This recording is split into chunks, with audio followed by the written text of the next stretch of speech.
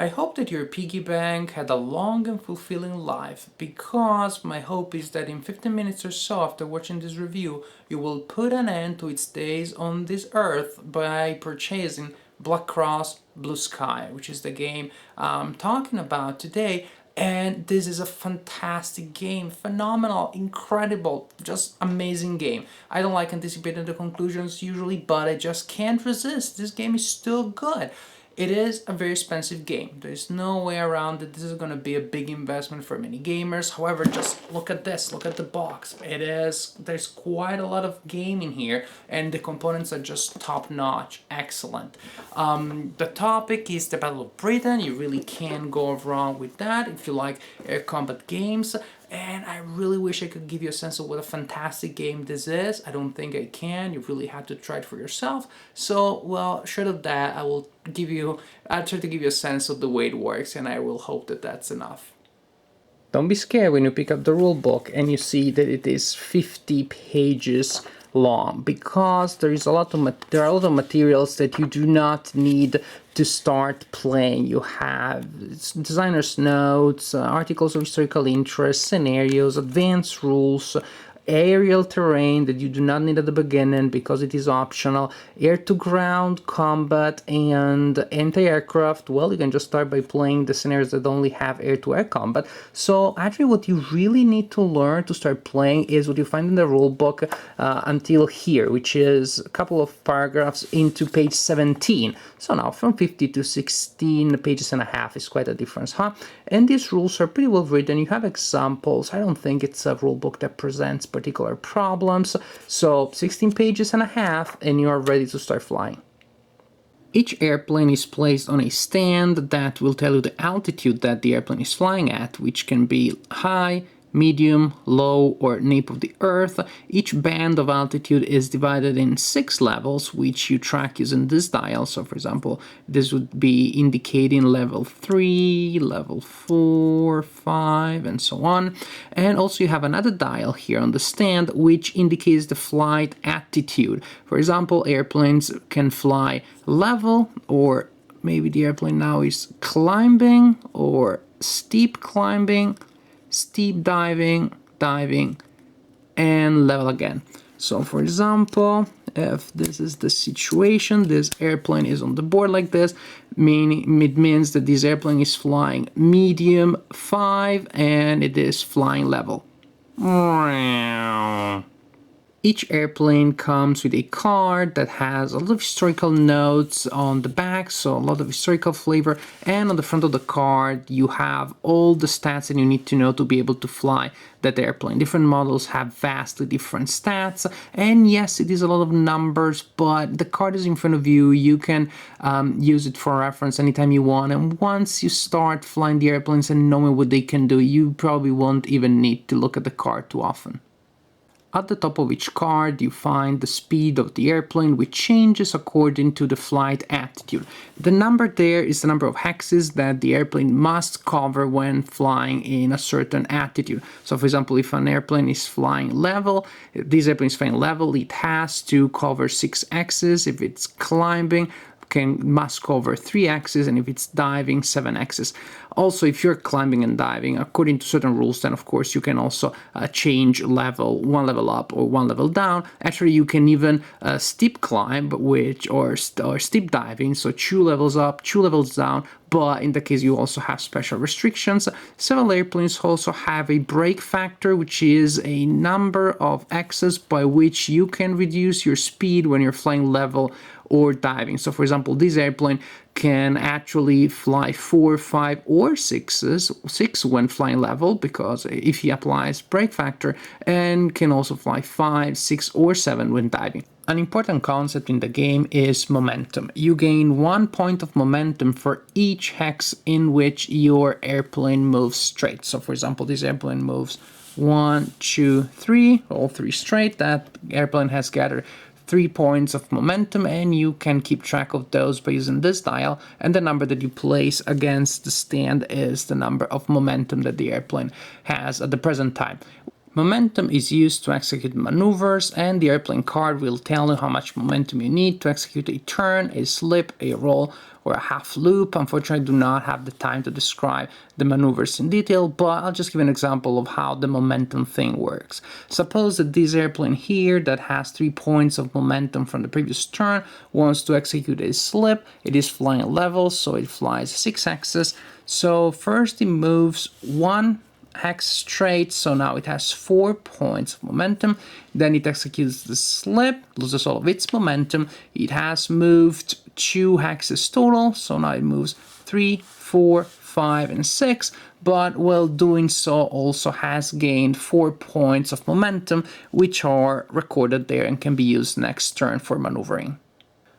After all airplanes move, then all airplanes can fire, and your airplane card will tell you what type of guns each airplane has here under the entry armament, and it will tell you the number of dice that you can roll for each gun. For example, this airplane here has 3 dice with the frontal guns and 1 die with the rear guns. If the armament number has an asterisk there, then you roll a d6, all the other dice are d10.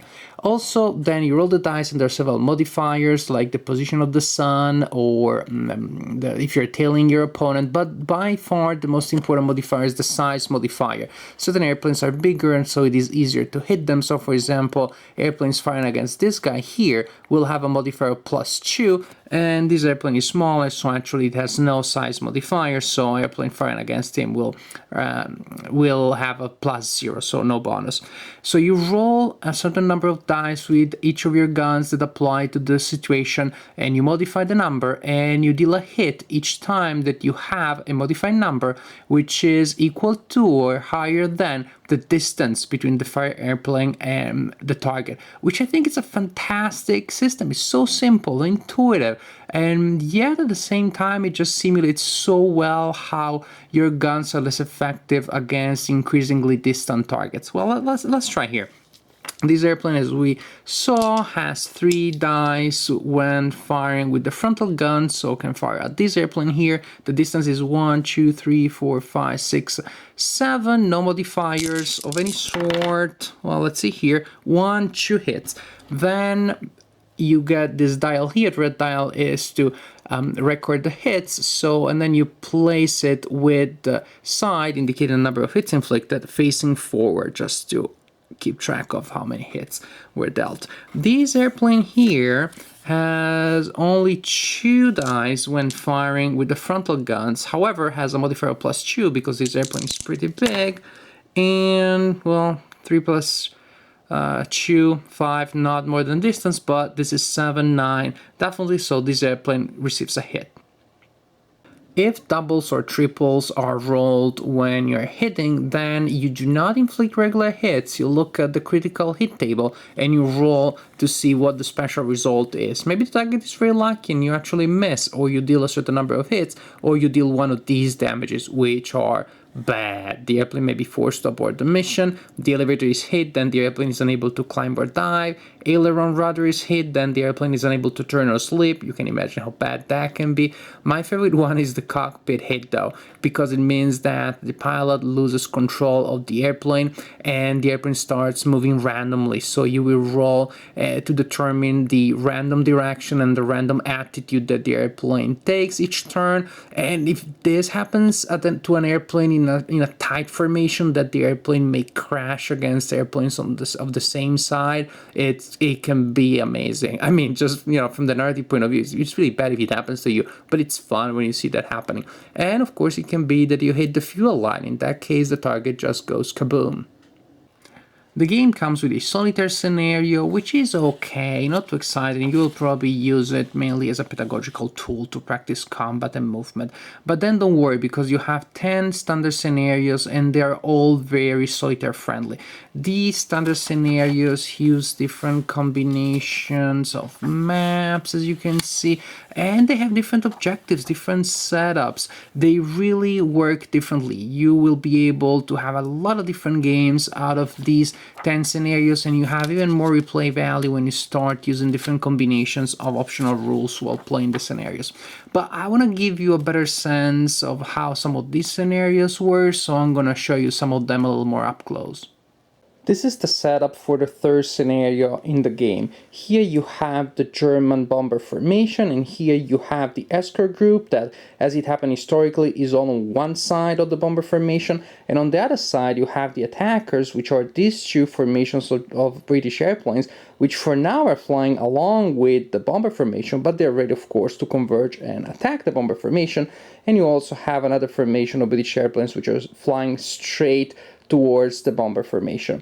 And this scenario uses all four maps that come in the game. Now, with such an interesting initial situation and all this space here to maneuver and do stuff, you know that this scenario is gonna be epic.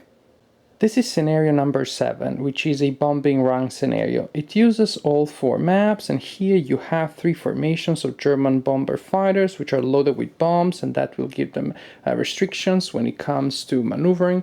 All the way up there you have 4 axes representing the airport, which is the target for the German airplanes. The airport also has anti-aircraft capability, so it will be firing at the German airplanes. And you also have 2 formations of British airplanes that of course will be trying to stop the German airplanes. This is a scenario with a high replay value because the initial position and the initial altitude of the British airplanes is determined randomly. So it will change from game to game, and trust me, when you change those 2 factors, a lot of other things will change too. This is scenario number 8. It only uses 2 maps, and this is the situation. The British were trying to transfer several BP Defiants, which you can see here, but those airplanes got intercepted by German airplanes, which were much more powerful than they were, so they wouldn't stand much of a chance, but luckily enough, there was the cavalry arriving, and you can see there in the background several British airplanes that are coming to try to save the day for the BP Defiants. It is an interesting scenario. The British player wins if he can exit 2 BP Defiants from this edge here, otherwise the player with the highest number of victory points is the winner. Different people like different things from their air combat games. Some people like the simplicity of Wings of War that you can play with your kids. Some people like the complexity of Birds of Prey that you need a PhD in science just to be able to read the rulebook. What I ask from a good air combat game is exactly what Black Cross Blue Sky gives me, which is a game that, without being overcomplicated, gives me a real sense of a three-dimensional space where altitude, diving and climbing have enough nuances that really make the sky interesting, exciting, problematic, full of options and things that I can try to exploit to my advantage, just to find out, of course, that my opponent out-tricked me. It is a system that has a huge number of airplanes that you can try, and they do fly differently, they fire differently, they maneuver differently. Just so fun to try different types of airplanes, and it's very easy to adjust to the style that the airplanes will require. It's a system that is, I find it solid like a rock and smooth like oil. It allows you to move an enormous number of airplanes with minimal or no bookkeeping, which is crucial because it really allows you to concentrate on the action. You really are continuously dragged into the action. You see the flow of the battle. You see the airplanes moving, not just because you move them on the board, that is easy, but because you really get the sense of a continuous, uninterrupted action that drags you in a battle that just feels mind-blowing and nail-biting. It gives you the sense that you're flying these airplanes for real. To me, a good air combat game is a game that when an airplane explodes, I hear the noise of the explosion in my head, and this game does that, which is of course a great thing.